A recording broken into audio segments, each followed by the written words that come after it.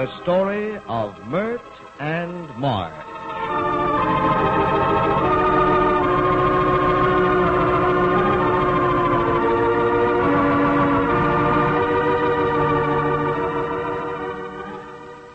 Myrt has disappeared.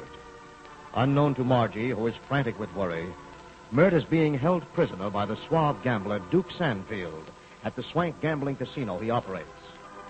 Harry Duffy had taken Myrt to the Sandfield Club. She was having quite a success at the roulette wheel when her luck ran out with the appearance of Billy DeVere. Billy spitefully accused Myrt of acting as a spy for Jack Arnold. Meanwhile, Jack has been conducting an intensive search for the missing chorus girl. In just a moment, we'll hear the latest developments in today's chapter of the story of Myrt and Marge.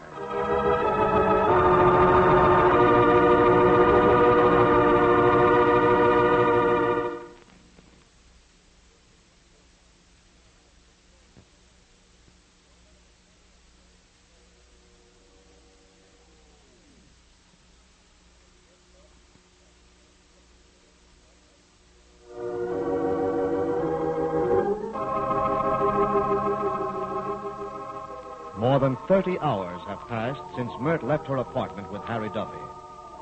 All of the efforts of Jack Arnold and the police to trace her have been fruitless. It's almost time for Margie to go to the theater for the evening performance of Hayfield's Pleasures. She and Nell, the chorus girl who has been staying with her during the trying hours, are getting ready to leave. As we come in, we hear Nell talking.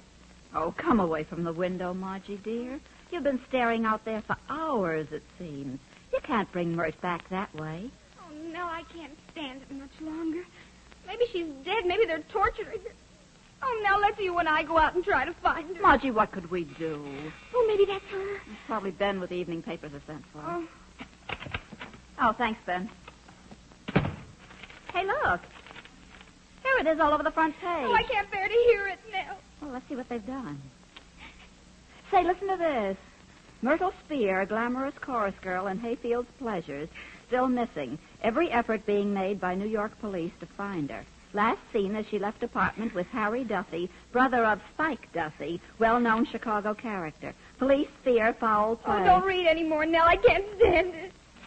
Margie, if they don't find her tonight, you want me to wire your mother to come down here? Oh, yes, Nell, I need it. Oh, you answer it, Nell. I'm afraid. Hello? Oh, yes, Mr. Arnold. Any news? No, she feels pretty badly. She won't eat anything. I think I'll wire for her mother tonight. Uh-huh. All right, Mr. Arnold. Goodbye. What does he say now? Has he heard anything? Tell me. Nothing, dear. He's coming over here. He's just leaving his office. No news yet? Oh, dear, I don't know what to do with myself. Will you eat something? Please, Margie. You're going to be down sick in bed. You know you got to do a show tonight. Yeah, and it's almost time to leave, too. I couldn't miss it, could I now? Mr. Hayfield would think I was a quitter, wouldn't he? I'm no rank amateur, am I now? Oh, say you're not, baby. Oh, maybe that's Mr. Arnold. No, I don't think so. He couldn't get here so quickly. Well, maybe it's Myrtle. Open the door quick now. Oh, hello, Gwen. Hello, Nell and Margie. I just dropped in to see if you heard anything about Myrt. I'll bet she's dead. Oh, Gwen, stop. Don't say such dumb things, Gwen. Oh, I'm sorry, Margie. I do say dumb things, but you know how I feel. I'll bet she's alive and having a wonderful time. I'll bet she's married that Harry Duffy and went on her honeymoon. Myrtle wouldn't marry a fellow like him, and she'd tell me if she did. You talk entirely too much, Gwen. Well, I'm sorry. I can be sorry, can't I, Margie? Want me to take your little dog out for a little air? Will you please, Gwen? Poor little Jackie's been neglected. Well, come on, Jackie. Come on. Put the leash on him, Gwen. He runs out in the street, and he might get hit by a car. All right. Here you are, Jackie. Well, come on. Come on, Jackie. Guess Jackie's crying for Myrtle. He's been doing that all day. Oh, why don't they find her? It's all my fault, Nell. If it hadn't been for Jimmy and me, she'd never have gone out with that Duffy. No, she doesn't like Jimmy. She was only trying to help him for my sake. Oh, I don't like him anymore either. For Mother and Dad's sake, I thought I could help him. Well, of course, Margie, I've never known any of the circumstances. Well, you won't tell it, will you, Nell? You're my friend, aren't you? Oh, I'll never tell it to anyone, dear. Well, next to my mother, Myrtle is everything in the world to me. helped me when I was practically starving and got me my job, loaned me money and bought me clothes and gave me my nice silver fox jacket. She let me bring Jackie home. She says she loves me like her own child, and now... What, dear? Please don't tell this secret. I swear I won't, Margie. Myrtle has a doll she bought for herself. A doll for herself? Uh-huh. For goodness sake, I wonder why. And what's it got to do with your story? Well, I'll show it to you now. She named the doll Marguerite. That's your real name, isn't it, Marge? Yes, it is.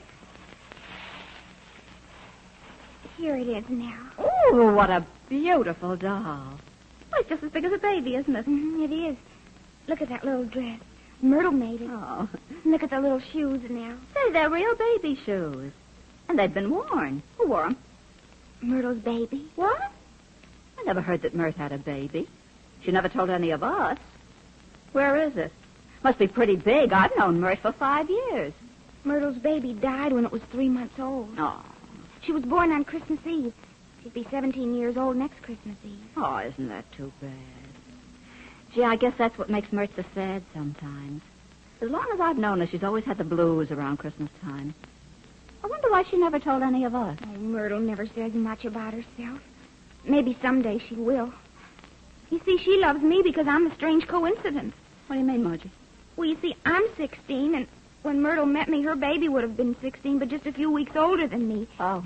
And her name was Marguerite. That's my name, too. Well, I'll say that's a strange coincidence. Isn't it too bad she didn't live? Yeah. Myrtle wouldn't have had to bother with me. Oh, no, I was so unkind to her Monday night. I went on that blind date because I was mad at her. Oh, no. Oh, she'd only come back to me. Oh, I guess that's Mr. Arnold. Hello, Mr. Arnold. Hello, Nell. Have you heard anything? Well, tell me, Mr. Now, Arnold. brace up, Margie. We're doing everything we can. Gosh, if she'd only eat something, Mr. Arnold. She's got a dance tonight. What? Well, now, look, you've got to eat, little girl, or you'll be sick in bed. Nell, you go out and fix her something while I talk to her. Yeah, I'll do that, Mr. Arnold. Thank The you. water's boiling already, and we'll just make her eat. Good, good. I'm all right now, Mr. Arnold.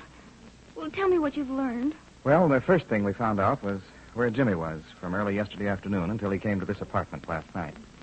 We forced it out of him. Well, where was he, Mr. Arnold? Well, we won't bother about that for now, but we do know that he had nothing to do with Myrtle's disappearance. Oh, I'm so glad. Mm-hmm. Then Jimmy took us to Harry Duffy's hotel over on 7th Avenue. Well, they told us there at the desk that he hadn't been in his room since yesterday morning. Oh. We questioned the maid and all the employees around the place.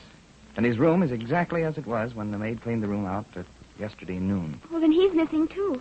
Did you search his room? Mm-hmm. Thoroughly. Suitcase, everything. The only thing we found was an open telegram on the dresser saying that his brother Spike would be in on the Century next Monday. And we'll be on hand to meet Mr. Spike. Well, have the police searched everywhere? The Red Rooster Myrtle might be up in that room where I was that night. Well, we covered every inch of the ground, and we have detectives on the trail of everyone connected there. Well, how about that place Murray's where she went with Duffy the other night? Yeah, searched it from cellar to dome. Everything was covered there. In fact, the DA's office will close that place immediately. It's a disguised gambling joint. We haven't been able to locate the driver who drove them over there that night. Chances are he's one of Duffy's Confederates and the same fellow that took them from here yesterday. Oh, I guess that's Gwen. Well, what's she doing here? Well, she just dropped in to find out if we'd heard anything, and then she took Jackie out for an airing. Oh, well, we don't want her in on this, No. Margie.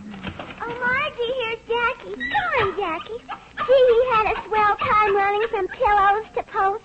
And I just met a boyfriend. He's going to take me to the theater. You better hurry or you won't be on. Gee, I hope you find Myrt. Well, goodbye. Bye, Gwen. Bye,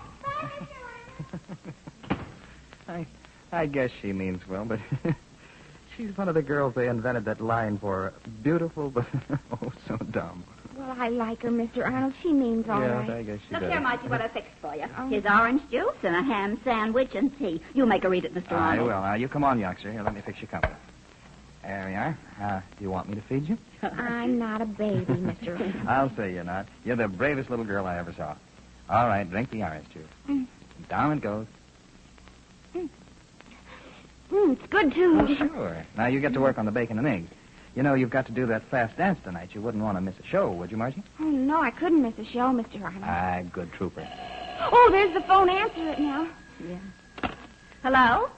Yeah, he's here. Just a minute. It's for you, Mr. Arnold. Oh, thank you, now. Hello? Yes, this is Arnold. Oh, hello, Chief. What? Oh, you don't say. Yes, Chief, I'll be right over. they found her, Mr. Arnold. Who was it? Chief of Police. Well, has he heard anything? Well, tell me.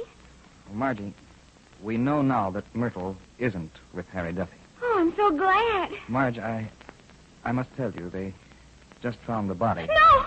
No, not Myrtle! No, Margie. Now, calm yourself. Who was it? The body of Harry Duffy.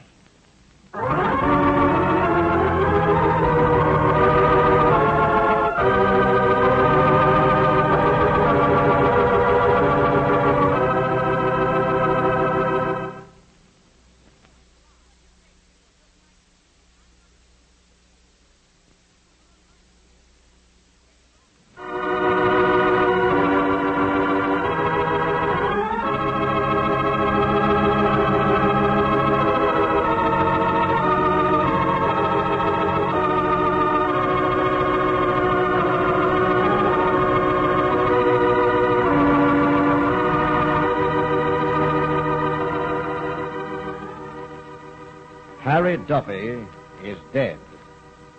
But what has happened to Myrt? Quite obviously, she's in the hands of hardened criminals. Did they kill Harry Duffy? Will Jack Arnold and the police be able to trace Myrt to the Sandfield Club? Be sure to listen to the next adventure-filled episode in the story of Myrt and Marge. This is Andre Baruch speaking.